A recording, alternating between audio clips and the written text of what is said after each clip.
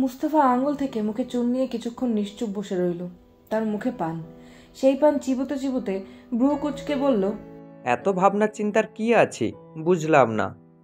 আপনার এক পা জমিনে আর এক পা তো কবরে।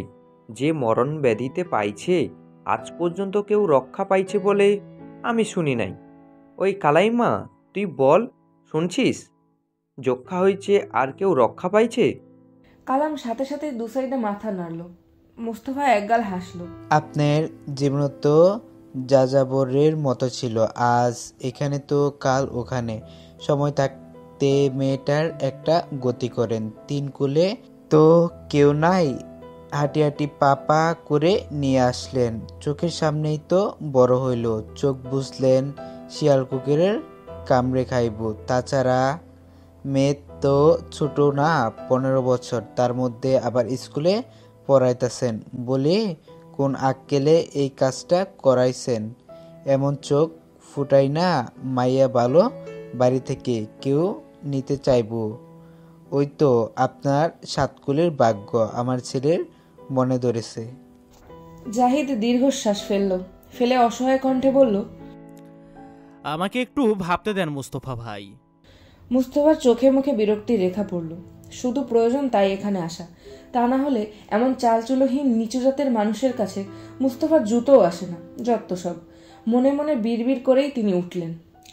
কাজটা ঠিকমতো হলে লাভই লাভ, ব্যাস এই জাহিদটাই কোনো ভেজাল না পাকালেই হয়। সে চোখে মুখে বিরক্তি নিয়ে বলল, এত ভালো সম্বন্ধ হ্যারিকেন দিয়া খুঁজলেও পাইবেন না, ঠিক আছে? ভাববার চান ভাবেন, ভাবতে ভাবতে আবার কবরে চলে যেয়েন না। এই কুল তো গিয়া ওই কুলে ঠেকেছে, শরীর হইয়া গেছে খিচমিচ, তাও আপনার ঢং শেষ হয় না। জাহিদ আর কিছু বলল না, তারা বেরিয়ে গেল। যেতেই জাহিদের মাথার উপর ঘুরতে থাকা ফ্যানের দিকে তাকিয়ে রইল। চোখের কোণা থেকে টুপটাপ করে পানি গড়িয়ে পড়তে লাগলো। উপরে যিনি আছেন তার প্রতি তার খুব অভিমান। কি হতো তার জীবনটা এমন না হলে? সব তো মেনেই নিয়েছিল। মেনে তার একমাত্র কলিজার টুকরাকে নিয়ে একটু শান্তিতে বেঁচে থাকতে চেয়েছিল, তাও দিতে সে নারাজ। কেন? তার সাথেই কেন? কেন আর 5-10 জন মানুষের মতো তার জীবন স্বাভাবিক হলো না? কেন তাকে এই যাযাবরের জীবন কাটাতে হলো? তার জীবন তো শেষ হওয়াই, কেন এখন আবার তার মেয়েটারও শেষ করতে নেমেছে? কেন? কোন বিশ্বের খেলায় নেমেছে সে? আর এই খেলার শেষই কোথায়? অলি আফসারের হাতে যখন চিঠিটা পৌঁছালো তখন দুপুরের কড়া রোদ মিঠে হয়ে এসেছে। চারদিক থেকে আসরের আজানের সুর ভেসে আসছে। আফসার নড়লেন না। বয়সের শেষ প্রান্ত হলেও প্রতি ওয়াক্ত নামাজ তার মসজিদে জামাতে পড়ার অভ্যাস। তবে আজ সে বের হলো না। চিঠিটায় আবার চোখ রাখলো। চিঠিটায় তারিখ দেওয়া 6 দিন আগের, রেজিস্ট্রি করা চিঠি না, এসেছে হাতে হাতে, তাই হয়তো এত সময় লেগেছে। সে তার সামনে দাঁড়ানো রমেশকে বলল, চিঠিটা কে এনেছে? রমেশ এই বাড়িতেই কাজ করে, বেতন টেতন নেই, কাজের বিনিময়ে খাদ্য টাইপ। বয়স যখন 8 কি 9 তখন সে রেল স্টেশনে কুলির কাজ করত। একদিন শুভ্র পাঞ্জাবি পরা এই লোকটার সামনে পড়লো। পড়তেই একগাল হেসে বলল, কত কেজি মাল মাথায় তুলতে পারিস? রমেশও একগাল হেসে বলেছিল, যা আছে দেন, সমস্যা নাই। তিনি তুলে দিলেন। বলতে গেলে তার জন্য অনেকটাই ভারী। সেই ভারী মাল গাড়ি পর্যন্ত আনতে তার দম বেরিয়ে গেল। কোনো রকম গাড়িতে রেখেই সে হাঁপাতে লাগলো। এতে অবশ্য লোকটার তেমন ভাবান্তর হলো না। সে তার পাওনা টাকা হাতে দিয়ে স্বাভাবিকভাবে গাড়িতে উঠল। আরাম করে বসে শান্ত মিষ্টিভাবে বলল, পেটে ভাত থাকলে চলে আয়, আমার হাতে সময় কম, নদীতে আবার বোট ধরতে হবে।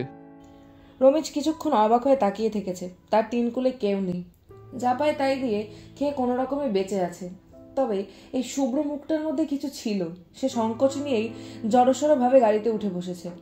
সে বসার আজকে পার হয়েছে 15 বছর। সে ছায়ার মতো এই লোকটার সাথে সাথে থাকে। বাধ্য হয়ে থাকে তা না, তাকে স্কুলে ভর্তি করিয়েছিল। শিয়ানা হয়েছে পরে আশেপাশের কাজের ব্যবস্থাও করেছিল। তার ভালোই লাগেনি। এই মানুষটার সাথে থাকতে তার ভালো লাগে, তাই থাকে। যতদিন বেঁচে আছে ততদিন সে অবশ্যই থাকবে। তারপর কি হবে সে জানে না, জানতেও চায় না। খায়রুল চাচির ভাই সেই সাথে কইরা নিয়ে আইছে। কোথা থেকে? শহর থাইকা। সে তো শহরের কারখানায় কাজ করে। তাকে আসতে বল, আমি তার সাথে কথা বলতে চাই। বলেই অলি আফসার উঠলেন। আসরের নামাজের সময় কম, নামাজটা পড়ে ফেলা দরকার। অবশ্য আজ তিনি জামাতে পড়বেন না, তার মনটা বিক্ষিপ্ত হয়ে আছে। এই অবস্থায় হাঁটতে ইচ্ছে করছে না। অলি আফসার একসময় শিক্ষক ছিলেন। তখনকার সময়ে 3-4 গ্রামে একমাত্র তিনিই বিএ পাশ করেছিলেন। পাশ করে শিক্ষকতায় যোগ দেন। স্ত্রী ছেলে মেয়ে নিয়ে তখন তার ভরা সংসার। তখনই মুক্তিযুদ্ধ শুরু হয়। বড় ছেলের নাজুক কাঁধে এই ভরা সংসারের দায়িত্ব ফেলে মুক্তিযুদ্ধে যোগ দিলেন। শুধু সে না, আরো বেশ কয়েকজন। আর এই কয়েকজনের মধ্যে ফিরে এলেন শুধুমাত্র 2 জন। একজন সে, আর একজন ইব্রাহিম। ইব্রাহিম তাদের প্রতিবেশী, বয়স অল্প। তার বড় ছেলের 1 কি 2 বছরের বড় হতে পারে। বাবা নেই, বৃদ্ধ মা, ছোট ভাইকে নিয়ে তার সংসার। সেই বৃদ্ধ মা আর ভাইকে ফেলেই সে তাদের সাথে যোগ দিলেন। আফসার প্রথমে নিতে চায়নি। কি করে নেবে, তার ছেলের মতোই তো। তবে এই ছেলে নাছোড়বান্দা, যাবে তো যাবেই। পরে আর সে দ্বিমত করেনি। অবশ্য তার দ্বিমতে কিছু আসতে যেত বলেও মনে হয় না। এই 17 বছরের কিশোরের বুকে ছিল অসীম সাহস। তা তিনি নিজের চোখে দেখেছিলেন। তারা ফিরে এলেন। শুধু ফিরে এলেন তা নয়, সাথে করে নিয়ে এলেন 15-16 বছরের এক কিশোরীকে, যার পরিচয় তিনি দিলেন তার ধর্মবোন বলে। আর এই বোনের নাম ছিল আঞ্জুম। আঞ্জুম ছিল দেখতে অসম্ভব রূপবতী। এরকম রূপ গাঁও গ্রামে সচরাচর দেখা যায় না। তিনি যেমন 3-4 গ্রামে প্রথম বিএ পাশ করেছিলেন বলে তাদের গ্রাম সহ আশেপাশের গ্রামেও তার সুনাম ছিল, ঠিক তেমনি এই রূপের সুনামও 3-4 গ্রাম অনায়াসেই ছড়িয়ে গেল। একদম আগুনের মতো তেজধারী রূপ।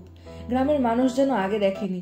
এ যেন তাদের মা দাদির মুখে গল্প কিস্সার আসমানপুরি। বাসায় হুমড়ি খেয়ে পড়তো গ্রামের বাচ্চা থেকে মহিলার দল। অলি আফসার সবাইকে সাদরে গ্রহণ করতেন, হেসে বলতেন, আমাকে আপনারা যেমন সম্মান করেন, আশা করি আমার এই বোনটাকেও করবেন। সে বড়ই দুঃখিনী। এই দুঃখিনীকে আমি আমাদের গ্রামে নিয়ে এসেছি বড়ই বড় মুখ করে। আশা করি আমার সেই মুখ আপনারা রাখবেন। সবাই সে কথা রাখলো। তবে কেন এত দুঃখিনী সেটা কেউ বুঝলো না। বুঝলো 6-7 মাস পর। বুঝেই সবাই অলি আফসারের কথা একেবারেই ভুলে গেল। যাবেই না কেন, গর্ভে যে বিষাক্ত রক্তের সন্তান। এই সন্তান, এই মা, দুজনেই কলঙ্কিনী। এই কলঙ্ক তাদের গ্রামে রাখবে কেন? পুরো গ্রাম একজোট হলো। অলি আফসার অনেক বোঝানোর চেষ্টা করলেন, এমন কিছু না, ওর স্বামীও তার সাথে ছিল, সে মারা গেছে, তার পরিবারকেও মেরে ফেলা হয়েছে, মাথার উপরে কোনো ছায়া নেই, তাই তিনি আশ্রয় দিয়েছেন। তার কথা কেউ বিশ্বাস করলো না, বরং আরও ক্ষেপে গেল। অলি আফসার বড়ই শান্ত বিচক্ষণ মানুষ। এখানে তার বোন যে আর সুরক্ষিত নেই তা তিনি অনায়াসেই বুঝলেন। তাই রাতের অন্ধকারে শহরে পাঠানোর ব্যবস্থা করলেন। সেখানে তার বিশ্ববিদ্যালয় পড়াকালীন এক বন্ধুর বাড়ি ছিল, তার ওখানে রাখলেন। আর এইসব কিছু তিনি করলেন সেই ইব্রাহিমকে দিয়ে। ইব্রাহিম ছায়ার মতো তার সেই দুঃখিনীকে আগলে রাখলেন। সেখানেই সে এক ফুটফুটে ছেলে সন্তান জন্ম দিলেন, দিয়ে সেখানেই থাকতে লাগলেন। যার কপাল পোড়া, তার জন্য পুরো দুনিয়াই পোড়া। হঠাৎ একদিন পা ফসকে সিঁড়ি থেকে নিচে গড়িয়ে পড়লেন। মাথা থেকে প্রচুর রক্তক্ষরণ হলো। সেই আঘাতে সেই তেজধারী রূপের দুঃখিনী তখনই শেষ নিঃশ্বাস ত্যাগ করলেন। সেই সন্তান নিয়ে অলি আফসার কি করবেন বুঝতে পারলেন না। সেই সন্তান তার বন্ধুর বাসায় এলেবেলে বড় হতে থাকলো। অবশ্য খরচ টরচ সব অলি আফসার বহন করতেন। তবে করলে কি, মা বাবা ছাড়া সন্তান এই পৃথিবীতে ধুলোবালির মতো গড়াগড়ি খায়। সে সন্তানও খেতে খেতে বড় হতে লাগলো। তারপর হঠাৎ একদিন খবর এলো সেই ছেলে গায়েব, তাকে পাওয়া যাচ্ছে না। অলি আফসার দৌড়ে গেলেন, পাগলের মতো খুঁজলেন। এক হতবাগের মাথায় হাত রেখে সে কথা দিয়েছিল আজ থেকে সব দায়িত্ব তার। কিন্তু সেই কথা তিনি কোনোভাবেই রাখতে পারলেন না। তিনি হাসরের ময়দানে মুখ দেখাবেন কি করে? সেদিন অলি আফসার হাউমাউ করে কাঁদলেন। নিজের ব্যর্থতার জন্য তার ভেতর দুমড়ে মুচড়ে গেল। কিন্তু সেই কাদাই শেষ। এরপর তাকে কেউ কাঁদতে দেখেনি। সে ছিল নির্বিকার। শিক্ষকতা করেছেন, সাথে বাপদাদার বেশ জমি জমা ছিল, সেগুলো দেখাশোনা করেছেন। ছেলেদের লেখাপড়া করিয়েছেন, মেয়েকে ভালো ঘর দেখে বিয়ে দিয়েছেন। তারপর ধীরে ধীরে জীবনের মতো জীবন চলতে লাগলো। এখন ছেলে, ছেলের বউ, নাতি নাতনিদের নিয়ে ভালো আছেন। ভালো থাকলেও তিনি থাকেন নিজের মতো। বাড়ির কোনো কিছুতেই সে খুব একটা মাথা ঘামায় না। সময় মতো খাবার আর সময় মতো নামাজ, এসবের মধ্যেই তার জীবন সীমাবদ্ধ। সেই নিজের মতো থাকা খাওয়া মানুষটার নিয়ম আজ ব্যতিক্রম ঘটেছে। সেই কথা যখন মুর্শিদার কানে গেল, সে দৌড়ে এলো। মুর্শিদা এবারের বড় বউ, আফসারের বড় ছেলে আহমদের বউ, আর এই বাড়ির বর্তমান কর্ত্রী। শাশুড়ির মৃত্যুর পর সব দায়িত্ব নিজের দায়িত্বে নিজের ঘাড়ে নিয়েছেন এবং নিষ্ঠাভাবে পালনও করছেন। মুর্শিদা এসেই দরজার সামনে উকি দিল, দেখলো তার শ্বশুর নামাজে দাঁড়িয়েছে। সে সোজা হয়ে ভালো করে ঘোমটা টানলো, টেনে দরজার সাইডেই দাঁড়িয়ে রইল। এত বছরের সংসার তার, বাড়ির প্রতিটা মানুষের নখ থেকে চুলের গোড়া পর্যন্ত তার চেনা। তাই সে ঠিকই বুঝলো আসলে তার শ্বশুরের শরীরের রোগ না, রোগটা মনের। নামাজ শেষ হতেই মুর্শিদা ভেতরে এলো। শ্বশুরকে সে নিজের বাবার চেয়েও বেশি সম্মান করে, অবশ্য না করে উপায় কি? শান্তশিষ্ট কোমল মনের এই মানুষটাকে কেই না সম্মান করবে। সে এসেই বলল, শরীরটা খারাপ লাগতেছে নি আব্বা? অলি আফসার জায়নামাজ গুটিয়ে খাটে বসলেন। বসে শান্তভাবে বললেন, না বড় বউ, ভালো। খায়রুল ভাইকে আসতে বলেছি, একটু নাস্তা পানির ব্যবস্থা করো তো মা। আর শোনো, বাড়ির সবাইকে ডাকো, আমার কথা আছে। মুর্শিদা অবাক হলো, তবে প্রকাশ করলো না। সবাইকে ডাকার মতো হঠাৎ কি কাজ পড়লো তার মাথায় আসলো না। সে নিঃশব্দে বেরিয়ে গেল। বেরিয়ে সবার খোঁজ পাঠালো। এই সময় এই বাড়িতে খুব কম সময় পুরুষরা থাকে, তাদের যত কাজ বাইরে। সন্ধ্যার বাতি জ্বলে না ওঠা পর্যন্ত এদের কারো চেহারা দেখা যায় না বলেই তিনি খাবার ঘরের দিকে গেলেন। নাস্তা পানির ব্যবস্থা করতে হবে। এর মধ্যে আবার খায়রুলের ভাইয়ের কাহিনী কি কে জানে। সে খাবার ঘরে ঢুকতে গিয়েই থমকে দাঁড়ালো। দাঁড়িয়ে পেছনে তাকালো। তার শাড়ির আঁচল দরজায় আটকে গেছে। শুধু আটকে যায়নি, সে নিজের মতো হেঁটেছে, তাই ছিঁড়েও গেছে। সে এগিয়ে গিয়ে আঁচল ছাড়ালো। ছাড়িয়েই সেই ছেঁড়া অংশে নিশ্চুপ তাকিয়ে রইল। তখনই খায়রুল উঠানে দাঁড়িয়ে এসে হাঁক ছেড়ে বলল, মুর্শিদা ভাবি, ও মুর্শিদা ভাবি, চাচা নাকি আমার ভাইয়ের সাথে দেখা করতে চাইছে, কই গেলা? অলি আফসারের গ্রাম আর ৫-১০টা গ্রামের মতোই, সবুজ শ্যামল শান্ত ছায়া ঘেরা। আরও আছে মাঠ ভরা ধান, সবুজ গাছগাছালি, মেঠো পথ, জল ভরা দিঘি আর সহজ সরল কাদামাটির মতো নরম মনের মানুষ। এই গ্রামটা আফসারের পৈতৃক ভিটা। শুধু তার না, তার বাবার দাদার। এখানেই তাদের জন্ম, এখানেই বেড়ে ওঠা। এই গ্রামটা যেমন অলি আফসারের নিকট প্রিয়, তেমনি এই গ্রামটা সহ আশেপাশের সকলের কাছে অলি আফসারও প্রিয়, তেমনি সম্মানের। শুধু আফসার না, এই বাড়ির প্রতিটা সদস্যকে এই গ্রামের মানুষ অন্যরকম একটা সমীহ করে। অবশ্য এর কারণও আছে। অলি আফসারের 2 ছেলে 1 মেয়ে। বড় ছেলে আহমদ, ছোট ছেলে আমজাদ। বাবার মতোই তারা উচ্চশিক্ষায় শিক্ষিত। তাদের গ্রামে হাই স্কুল নেই, কয়েক গ্রাম মিলে গঞ্জে হাই স্কুল, সেটাও প্রায় কয়েক গ্রাম পরে। এতে আর যাই হোক, কোনো মেয়েকে পড়ানোর ইচ্ছা বা কষ্ট গ্রামের মানুষ কেউই করতে চায় না। সরকারি স্কুল আছে, সেখানে কোনো রকম 5 পর্যন্ত পড়ায়। এর মধ্যেই বিয়ের কার্যক্রম চলতে থাকে। আফসারের ইচ্ছা থাকলেও সমাজের কাছে হার মানতে হয়। ঢ্যাং ঢ্যাং করে পড়ালেখা করা মেয়েকে বিয়েই করবে কে? তাই সেই দিকে কেউ যায়ই না, আফসারও যায়নি। ভালো ঘর দেখে মেয়েকে বিয়ে দিয়েছেন, সুখে শান্তিতে আছে। ছোট ছেলে আছে জমি জমা নিয়ে, সাথে চালের আড়ত আছে। সেখান থেকে বিভিন্ন গ্রাম থেকে চাল মজুত করে শহরে বিক্রি করে। তার ঘরে 2 মেয়ে, মুনিয়া, মিথি। 2 মেয়ের মধ্যে বড় মেয়ে মুনিয়ার বিয়ে হয়েছে, ভালো ঘরে, সুখে শান্তিতে আছে। আর বড় ছেলে আহমদ ছিল সরকারি চাকরিতে, বয়সের মেয়াদ শেষ হওয়ায় অবসর নিয়েছে। তার ঘরে 2 ছেলে 1 মেয়ে। আগে অবশ্য 2 মেয়েই ছিল, এক বর্ষার সাপে কাটলো। কয়েক গ্রাম মিলে একটা সরকারি হাসপাতাল, দৌড়ে সেখানে নেওয়া হলো। নিলেও কি, অজপাড়া গায়ে নামের সরকারি হাসপাতাল, ডাক্তার নেই, চিকিৎসা নেই। মেয়েটি মারা গেল। আমাদের প্রথম সন্তান সে। শুধু আহমদ না, পুরো বাড়ির প্রথম সন্তান সে। সবার বুকটাই যেন কেঁপে উঠল। তখনই আহমদ শপথ করলেন, বিনা চিকিৎসায় সে কোনো মেয়েকে আর মরতে দেবেন না। সে তার সর্বস্ব দিয়ে হলেও হাসপাতাল দেবেন। দিলেও তাই।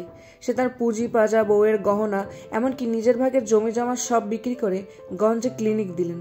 ঢাকা থেকে ডাক্তার আনলেন, নাম দিলেন আশা ক্লিনিক। আশা তার সেই মেয়ের নাম। এই আশা ক্লিনিকে হলো তাদের গঞ্জের প্রথম ক্লিনিক। সেখানে সর্বক্ষণ চিকিৎসা দেওয়ার মতো ডাক্তার আছে। এমনকি মহিলাদের জন্য বিশেষ করে সপ্তাহে 1 দিন শহর থেকে এসে মহিলা ডাক্তার পর্যন্ত বসে। আহমদ যেমন তার সর্বস্ব ঢেলে এই ক্লিনিকে দিলেন, তেমনি এই ক্লিনিকও সর্বস্ব ঢেলে তাকে 7 গুণ ফিরিয়ে দিয়েছে। এখন বয়স হয়েছে, তাছাড়া দিন বদলে যাচ্ছে, চিকিৎসার ধরনও বদলে যাচ্ছে। তিনি এখন অনেক কিছুই বোঝেন না, তাই বর্তমানে সে তেমন কিছুই করেন না। পত্রিকা পড়েন আর সময় অসময় গঞ্জে গিয়ে আড্ডা টাড্ডা দেন। বর্তমানে এই ক্লিনিকের দায়িত্বেই আছে তার ছোট ছেলে আজাদ। বড় ছেলে হাই স্কুলের শিক্ষক। সে এসব ঝামেলার মাঝে আসতে চায়নি। সে চেয়েছে দাদার মতো শিক্ষকতা করতে, তাই সে তাই করছে। গ্রামের ছেলেপেলে পড়ালেখা করে না বললেই চলে। সেখানে আফসার তার ছেলে নাতিদের উচ্চ শিক্ষায় শিক্ষিত করেছেন, শক্তভাবে দাঁড় করেছেন। তাই গ্রামে তাদের সবাই একটু উচ্চ নজরেই দেখে। অবশ্যই নজরও অলি আফসারকে কখনোই গলাতে পারেনি। সে থাকে তার মতোই। অনেক সময় মুরব্বী হিসেবে গ্রামের অনেক কাজে অনেক বিচার সালিশে ডাকে রাখা হয়। সে তার স্বভাব মতো হেসে শান্তভাবে বলতো, মাফ করো গো ভাইয়েরা, এই সংসার থেকে মুক্তি নিচ্ছি। এই যে কয়দিন বাঁচি আল্লাহর সেজদাতে দিয়ে বাঁচতে চাই। তবে হয়তো আফসার জানে না সে সংসার থেকে মুক্তি নিলেও সংসার তাকে ছাড়েনি। তাই তো এত আয়োজন। আয়োজন বলেই তো এই চিঠি আজ তার হাতে। হাতে বলেই আফসার আবার অনেক অনেক দিন পর নড়ে চড়ে বসেছে। এবার যে বসতে হবে শক্তভাবে। প্রথমবারের ভুল এবার সে করবে না। সেই করার প্রথম বহমান হাওয়া বদলের কথাই যখন বাড়ির সবাই শুনল, সবাই বলতে গেলে দৌড়ে এলো। আসবেই না কেন? কত সুখ গেল, দুঃখ গেল। আফসার থেকেছে নিজের মতো। এমনকি আহমদ ক্লিনিক দেওয়ার সময় সয় সম্পত্তি বিক্রি নিয়েও দুই ভাইয়ের মাঝে ঝামেলা হলো, তখনই তিনি থেকেছেন নিশ্চুপ। আমজাদ ক্ষোভ নিয়ে বাবাকে বলতেই সে হেসে বলেছে, দু ভাই তোমরা ছোট থেকে বড় হয়েছ সব কিছু ভাগাভাগি করে খেয়ে পড়ে। এই সব সয় সম্পত্তিও তোমাদের। আজ বড় ভাই ছোট ভাইয়ের কাছে কিছু করার জন্য ভাগ চাইছে। এখন ছোট ভাইয়ের ইচ্ছে, সে দেবে কিনা এখানে আমি বলার কে? ব্যাস, আমজাদ আর কিছু বলেনি। সে আহমদের চেয়ে সবকিছুতেই চতুর বেশি। আহমদ সরকারি চাকরির সুবাদে এখানে ওখানে থেকেছে। গ্রামে বলতে গেলে আমজাদই থেকেছে। তাই গ্রামের হাবভাবও সে বেশি বোঝে। তাই ক্লিনিক দেওয়া ঝুঁকি, তবে একবার দাঁড়ালে পিছু ফিরে তাকাতে হবে না সে জানে। তার জানা ভুল হয়নি। আসলেই আর পিছু ফিরে তাকাতে হয়নি। জমি যা বিক্রি করা হয়েছিল তার সবই আবার কেনা হয়েছে। আর মোট কথা, গ্রামে তাদের একটা শক্তপোক্ত জায়গা হয়েছে। আর এত কিছুই তার বাবা ঠান্ডা মাথায় পাশ কাটিয়েছে। তো আজ এমন কি হলো যে একসাথে সবাইকে তলব করেছে? আফসারের তলবে সবাই দৌড়ে এলেও আজাদ এলো সবার শেষে, নির্বিকারভাবেই তার স্বভাব মতো ধরম করে দরজা খুলল। তার দ্বারা ধীরে সুস্থে নীরবে কোনো কাজ কখনো হয়নি, আজও হলো না। ধরম করে দরজা খুলে ধরম করেই খাটে বসলো। তার দাদার খাট দাদার মতোই পুরনো, বিয়ের সময় কিনেছিলেন। মানুষ ক্ষয় হয়, তবে স্মৃতি না, মায়াও না। তাই হাজার বলে কয়েও এই খাট আর কেউ বদলাতে পারেনি। তাই আজাদের এই অত্যাচারে খাট যেন চিৎকার করে উঠল। অবশ্য এই চিৎকারে কারোর মধ্যে কোনো ভাবান্তর হলো না। এই ছেলের ধাঁতি এমন। দেখতে দেখতে সবার সব সয়ে গেছে। তাছাড়া দাদার গুণ দাদার চেয়েও 10 গুণ বেশি পেয়ে বসে আছে সে। কোনো কিছু নিয়েই এর কোনো মাথা ব্যথা নেই বলেই দাদার ডাকে দৌড়ে আসার কোনো তাগিদ তার মধ্যে দেখাই যায়নি বলেই তার আস্তে আস্তে মাগরিবের আজান চারদিক থেকে মধুর সুরে ভাসতে লাগলো। অলি আফসার কিছু বললেন না। অবশ্য কখনোই তিনি কিছুই বলেন না। তিনি শ্বশুর হিসেবে সম্মানের, বাবা হিসেবে ভালোবাসার, দাদু হিসেবে একটা মজার বন্ধুর মতো, যাকে যখন খুশি যা খুশি নির্ভয়ে নিঃসংকোচে বলা যায়, করা যায়, যে কোনো আবদার রাখা যায়। আজাদ বসতেই আফসার কিছুক্ষণ নিশ্চুপ বসে রইলেন, তার চোখ মুখ শুকনো। তারপর কোনো ডানে বামে গিয়ে সময় নষ্ট করলেন না, সোজা সহজভাবে বললেন, আমি আজাদকে বিয়ে করাতে চাই। তোমাদের কোনো আপত্তি আছে? সবাই অবাক হয়ে তাকালো। শুধু আজাদ হেসে ফেলল, যেন খুব মজার কথা শুনল। তার দিকে আসাদ কটমট করে তাকালো। আসাদ আবার সবকিছুতেই সিরিয়াস। হেয়ালি দুষ্টুমি এগুলো সে একদম পছন্দ করে না। আর তার এই গুণের জন্য তার বেচারি বউ দিনরাত ভয়েও দাঁত খিচিয়ে থাকে। আজাদের হাসি দেখে অলি আফসারও হালকা হাসলেন। তার এই নাতিটা সবসময় এমন, গুরুত্বপূর্ণ বলে কিছুই নেই। তার এক কথা, যা হবার হবে। এত কেঁদে কেটে চিন্তায় চুলে পাক ধরিয়ে লাভ কি? আহমদ অবাক হয়েই বলল, হঠাৎ এই কথা কেন আব্বা? আফসার বড় একটা শ্বাস ফেলে শান্তভাবে বলল, সেটা জানতে পারবে। শুধু এইটুকু বলো, আমার সিদ্ধান্তে কি তোমাদের কোনো সমস্যা আছে? আহমদ কিছু বলতে পারল না। আর বাকি সবাই যেমন তেমন। তবে মুর্শিদা বাক্যহারা হয়ে বসে আছে। আজাদের বিয়ের বয়স হয়েছে, তবে মুনিয়ার বিয়ের পরে বাড়িতে আরো 2 মেয়ে আছে। ভেবেছে তাদের একটা দিক করে তারপর আজাদের কথা সবাই ভাববে। সেটা না হয় এক ব্যবস্থা হতো। তবে সে আবার তার বোনকে কথা দিয়ে রেখেছে, তার বোনের মেয়ে আজাদের জন্য আনবেন। মধ্যিখানে এই বিয়ে আসলো কোথা থেকে? আহমদ মুর্শিদার হাবভাব বুঝলো, না বোঝার কিছুই নেই। এতদিনের সংসার বুঝে বলল, এটা কিভাবে সম্ভব আব্বা? চেনা নেই, জানা নেই, বিয়ে তো ছেলে খেলা না। আমি জানি, তবে মনে করো এটা তোমাদের আব্বার শেষ ইচ্ছা। আজাদ বাদে এবারও সবাই হতবাক হলো। হতবাক হয়ে তাকিয়ে রইল। আফসার তাদের থেকে মুখ ফিরিয়ে আজাদের দিকে তাকালেন, বললেন, এই বাড়িতে বিয়ের লায়ক ছেলে একমাত্র তুমিই আছো, তাই তোমাকেই বলছি। তোমার কি কোনো আপত্তি আছে? মেয়ে কেমন হবে আমি নিজেও জানি না। কানা, ল্যাংড়া, এমনকি বোবাও হতে পারে। তাই ভেবে বলো। আমি কাউকে আদেশ করছি না, জোরও করছি না। তবে হ্যাঁ, অনুরোধ ধরতে পারো। সবাই হা করে তাকালো। বলে কি তাদের আব্বা? বয়সে ভীমরতি হয়, তাই হলো নাকি? অবশ্য কানা, ল্যাংড়া, বোবা সবাই হা হলেও আজাদের তেমন কোনো প্রতিক্রিয়া হলো না। সে হাই তুলে বলল, কোনো সমস্যা নেই দাদা। মরার আগে তোমার ইচ্ছে হয়েছে এক নাতির গলায় ফাঁসি নিজ ইচ্ছায় দিবে, তো দাও। পরে পছন্দ না হলে না নিজের ইচ্ছে আরেকবার দেব। শবনম হেসে ফেলল। শবনম আসাদের বউ। তার হাসি দেখে আসাদ আবার তার দিকে কটমটিয়ে তাকালো। শবনম সাথে সাথে হাসি থামিয়ে ফেলে মাথায় আঁচল টেনে সাথে সাথে মুখ ঢাকলো। ছেলেরা তো গা ছাড়া কথা শুনে আহমদ মনে মনে বিরক্ত হলো। তবে গা ছাড়া হলেও এই ছেলে কাজে করিতকর্মা। সে শুধু ক্লিনিক খুলেছিল, বাকি সব তো করেছে এই ছেলে। তাই ছেলে আর আব্বার কথার পরে আর কি বলবে ভেবে পেল না।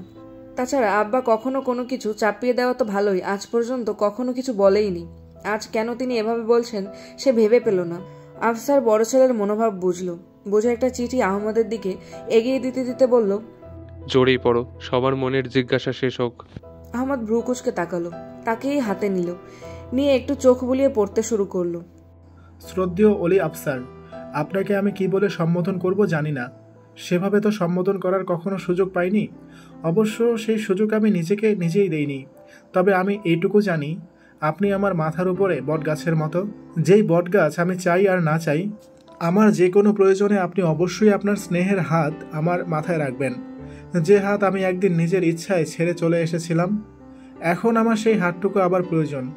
নিজের জন্য না, আমার মেয়ের জন্য। আমার মেয়ে আমার মতোই হতভাগা। জন্মের সময় সে তার মাকে হারিয়েছে, এখন হারাতে হচ্ছে বাবাকে।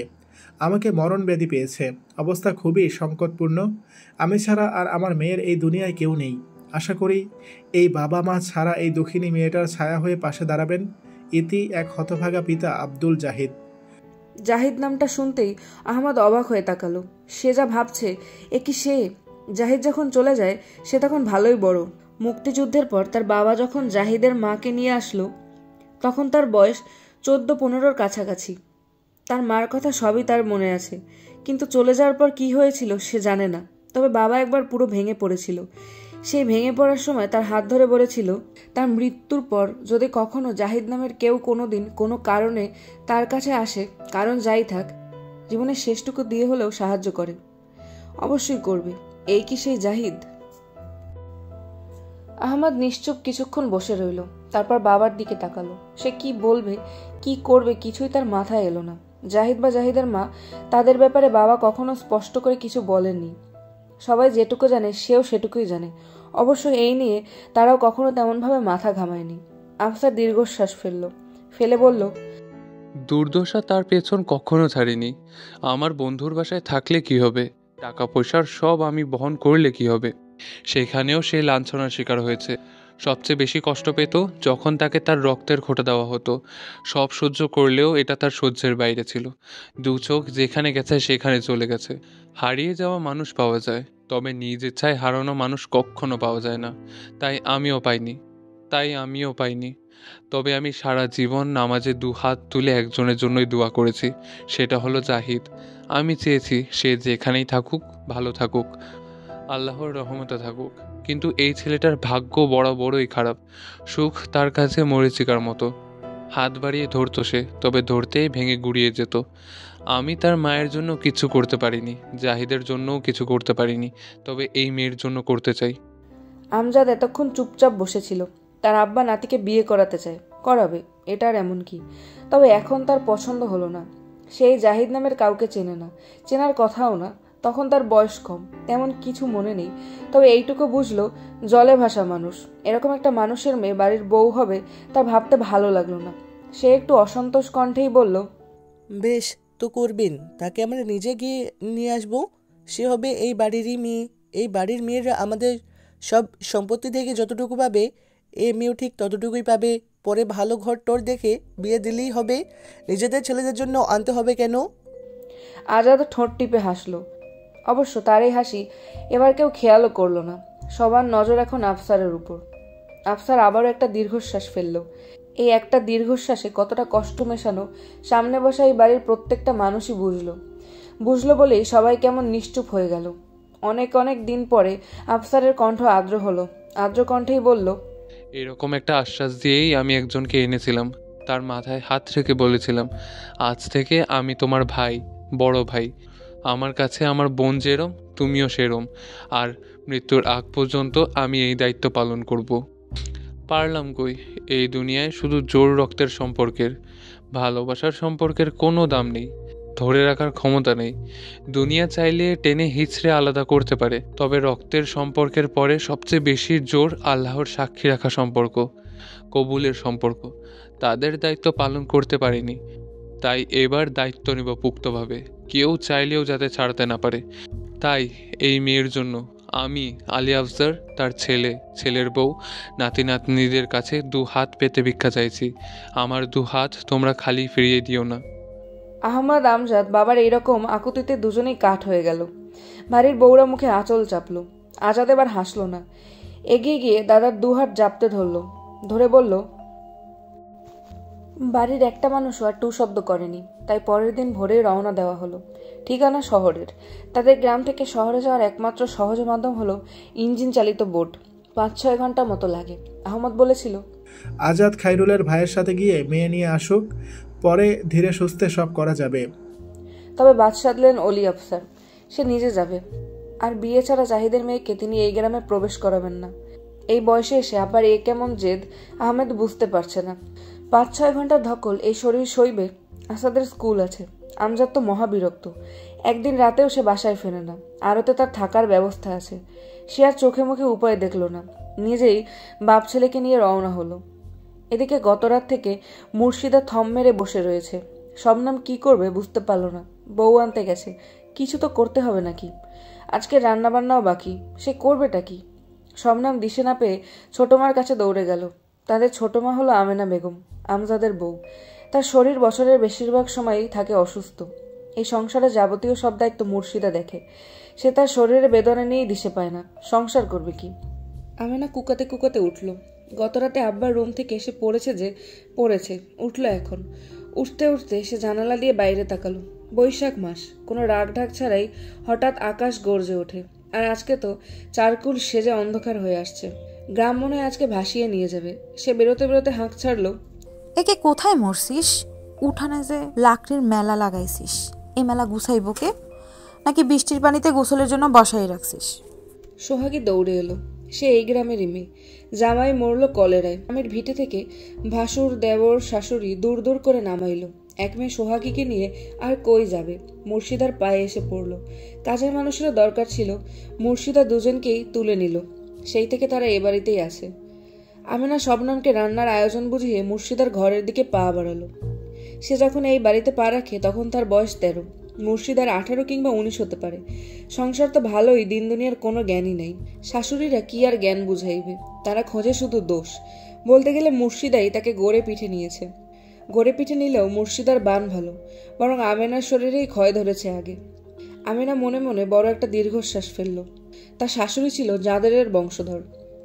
উঠতে বসতে তাদের ঘুম হারাম করত। মুর্শিদা পুরোপুরি না পেলেও কিছুটা শাশুড়ির নাম রেখেছে। যেখানে বড় ছেলের বউ নিজে দেখে শুনে যাচাই করে এনেছে, তবুও রাখে আঙুলের ডগায়। আর সেখানে নিজের বোনের মেয়ে জায়গা দখল করে আর একজন আসছে। এর কপালে না জানি কি আছে।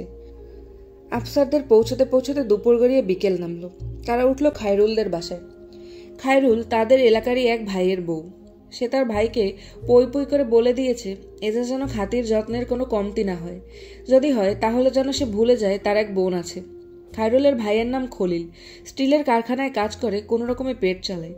তবুও সে তাদের যত্নের চূড়ান্ত করে তাদের আরাম করতে বলে আজাদার রমিজকে নিয়ে বের হলো। আসলে সেও তেমন কিছু জানে না। তাকে এই চিঠি দিয়েছে তার এক বন্ধু ইমরুল। সে ওই কারখানাতে সুপারভাইজার। সে জানতো তার এক বোনের বিয়ে হয়েছে সেই গ্রামে, তাই তার হাতে দিয়ে পাঠানোর ব্যবস্থা করেছিল। সঠিক ঠিকানা জানে না, শুধু গ্রাম আর অলি আফসার নামটা জানতো। তাই হাতে দিয়ে বলেছিল যদি খুঁজে পায় দিতে। খুঁজতে অবশ্য তার কষ্ট হয়নি, তার বোনকে বলতেই চিনেছে। তবে তার কাজ থাকার সাথে সাথে আসতে পারেনি, এসেছে কয়েকদিন পর। আজাদরা ইমরুলের বাড়িতে এসে দেখে দরজায় তালা দেওয়া। তালা দেওয়ার সমস্যা নেই, পরে আসা যাবে। কিন্তু শুরু হলো আর এক বিপত্তি। আকাশ ভেঙে নামলো বৃষ্টি, যেন তেন বৃষ্টি না, একেবারে যাকে বলে কাল বৈশাখী ঝড়। সেই ঝড়ে তারা পাশের বাসায় মাথা গোজার ঠাঁই পেল। সেখান থেকেই শুনল ইমরুলের কে জানি মারা গেছে। সে সেই বাসায় আছে। খলিল রমেশ কি করবে বুঝতে পারল না। তারা আজাদের দিকে তাকালো। আজাদ দাঁড়িয়ে আছে নির্বিকার, তার দৃষ্টি বাইরের ঝড়ের তাণ্ডবে। ঝড় থামলো রাতে। তারা বেরোবে সেই সময় খলিল তাদের বাড়ির ঠিকানা দিয়ে এলো। যদি আসে তাহলে কষ্ট করে যেন একটু খবর পৌঁছায়। তারা বাসায় ফিরল কাক ভেজা হয়ে। ঝড় থেমেছে, তবে বৃষ্টি থামেনি। কাকভেজা হয়ে বাসায় ফিরে রমেশ হাসতে হাসতে আফসারকে বলল, কি মেয়ে যে ঠিক করছো গো দাদাজান, খুঁজতে খুঁজতেই সবার হালুয়া টাইট হওয়ার অবস্থা। ঝড় তুফান মাথায় কইরে সে আসছে, এই মেয়ে তোমার নাতির 12টা বাজাইবে। আজাদ বাঁকা হাসলো। সে এসে রমেশের কাঁধে হাত রেখে বলল, আজাদের 12টা বাঁচাবে এমন মেয়ে দুনিয়ায় পয়দাই হয়নি। আর এ তো কোন কানা ল্যাংরা বোবা, বরং তোর দাদা জানার জন্য খাটিয়ে রেডি রাখ। তার পেয়ারের লেংড়ির দুঃখে পটল না তাড়াতাড়ি তোলে। আফসার হেসে ফেলল। হেসে শান্তভাবে বলল, উল্টোও তো হতে পারে দাদা ভাই। দেখা গেল এই কানা লেংড়ির জন্যই তুমি দেওয়ানা হইয়া পাগলের খাতায় নাম লেখাইলা। আজাদ হাসল, রহস্য মাখা হাসি। এই হাসির অর্থ আফসার রমেশ কারোই বোঝার সাধ্য নেই। সে হেসে বাইরে এলো। সিগারেটের তৃষ্ণা পেয়েছে তার। এই বৃষ্টির মধ্যে কোথাও যাওয়া সম্ভব না। বাড়ির কেউ জানে না সে সিগারেট খায়, তাই এখানেও সম্ভব না। ধুর বলেই তার চোখে মুখে বিরক্তি ছেয়ে গেল। কানা ল্যাংড়ামে বিয়ের চেয়ে সিগারেটের জন্যই তাকে বেশি চিন্তিত দেখা গেল। আজাদ বাইরে যেতেই আফসার দীর্ঘশ্বাস ফেলল। মেয়েটার কোন অবস্থায় আছে কে জানে, আর মারা গেছে কে। তার কেন জানি ভালো লাগছে না, গলার কাছে কিছু একটা আটকে আছে। সে অজু করে নামাজে দাঁড়ালো, যদি একটু মনটা শান্ত হয়। তার পরের দিনও গেল সারাদিন ঝড় বৃষ্টি। তারা বাসা থেকে বেরোতেই পারল না। খলিল ঝড় বৃষ্টি মাথায় করে কাজে গেল, আবার কিছুক্ষণের মধ্যে তেমনি ঝড় বৃষ্টি মাথায় নিয়ে ফিরে এলো। এসে বলল, ইমরুল খবর পাঠাইছে, জাহিদ ভাই মারা গেছে। ইমরুল তার বাসাতেই আছে, তার মেয়ে আন্তারা। তার অবস্থা নাকি খুব একটা ভালো না। আফসার চোখ বন্ধ করলেন। তার চোখ থেকে টপ টপ করে পানি পড়তে লাগলো। অনেক দিন পর তিনি হাউমাউ করে আবার কাঁদলেন। আহমদ রমিজ করুণ মুখে আফসারের অবস্থা দেখলেন, তবে সান্ত্বনার কোনো বাণী তারা খুঁজে পেল না। তবে আজাদ এগিয়ে গেল, আফসারকে জড়িয়ে ধরল। মুখে যত যাই বলুক, তাদের দাদা যে তাদের মাথার মুকুট। সে জড়িয়ে ধরে নিশ্চুপ বসে রইল। আর এই নিশ্চুপের মাঝে মাথায় একটা নাম ঘুরপাক খেতে লাগলো, আন্তারা।